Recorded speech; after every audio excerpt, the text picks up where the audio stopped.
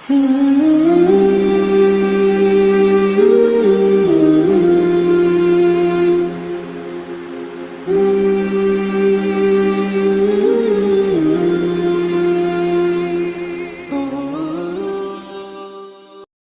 اللہ الرحمن الرحیم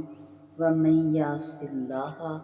اور جو کوئی نافرمانی کرے اللہ کی و رسولہ اور اس کے رسول کی، ویتعدی اور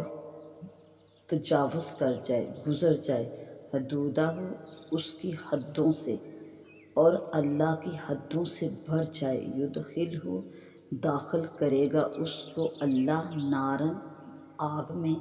خالدن فیہا ہمیشہ اس میں رہے گا، وَلَہُ عذاب مہین اور اس کے لیے عذاب مہین،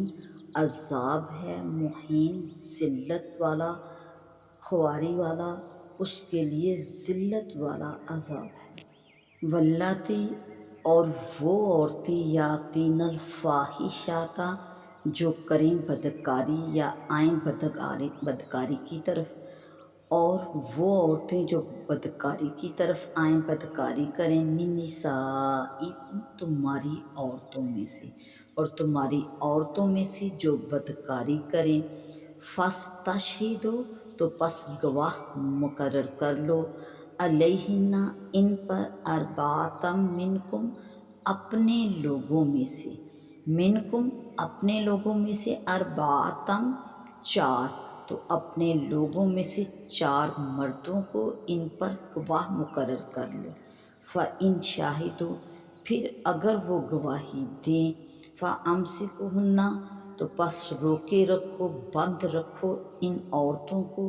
فی البیوت اپنے گھروں میں، تو اپنے گھروں میں ان عورتوں کو بند رکھو، حتیٰ یہاں تک کہ یتوفاہن الموت اٹھا لے ان کو، یتوفاہن الموت موت ان کو اٹھا لے، موت ان کو آ جائے، او یا یجعل اللہ اللہ تعالیٰ کر دے، لہن سبیلا ان کے لیے کوئی راہ نکال دے، اللہ تعالیٰ ان کے لیے کوئی راہ نکالے یا کر دے۔ واللذان اور وہ جو یاتیانہا کریں ایسا کام، منکم تم میں سے، اور تم میں جو مرد عورت ایسا کام کریں، فآذوہما تو ان دونوں کو ایذا دو، فإن تابا پھر اگر وہ دونوں توبہ کر لے، وأصلحا اور نیک ہو جائیں، فأعرضوا عنہما تو چھوڑ دو ان دونوں کو، ان اللہ بے شک اللہ کانا ہے، توابا رحیما بہت توبہ قبول فرمانے والا، مہربان۔ وَمَن یعص اللہ وَرَسُولَہ وَیَتَعَدَّ حُدُودَہ کیونکہ اللہ کی حدوں کل کو تجاوز کرنے والا کافر ہے۔ اللہ کی حدوں سے گزرنے والا شخص کبھی مسلمان نہیں ہو سکتا، بلکہ وہ کافر ہے، کیونکہ مومن کیسا بھی گناہ گار کیوں نہ ہو، ایمان کی حد سے تو کبھی نہ گزرے گا۔ واللاتی یاتین الفاحشات من نسائکم یعنی تمہاری عورتوں میں سے جو عورتیں بدکاری کی طرف آئیں، تو مسلمان گھرانوں میں سے،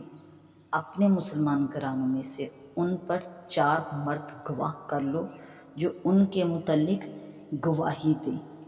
فَأَمْسِكُوهُنَّ فِي الْبَيُوتِ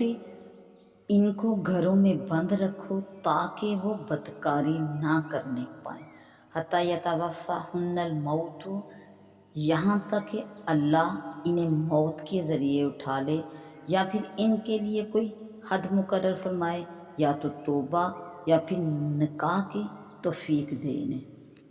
فَعَزُوهُمَا تو جو مرد اور عورت بدکاری کریں ان کو جھڑکو، ڈانٹ ڈپٹ کرو،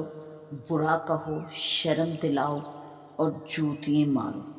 حسن کا قول ہے کہ زنا کی سزا پہلے اعدام مقرر کی گئی، پھر حبس یعنی کہ گھر میں بند رکھنا، پھر کوڑے مارنا یا سنسار کرنا، ابن بحر کا قول ہے کہ پہلی آیت واللاتی یاتینا ان عورتوں کے باب میں ہے جو عورتوں کے ساتھ بدکاری کرتی ہیں، اور دوسری آیت واللذانی ان کے حق میں نازل ہوئی جو زانی ہیں، اور زانی اور زانیہ کا حکم سورہ نور میں بیان فرمایا گیا۔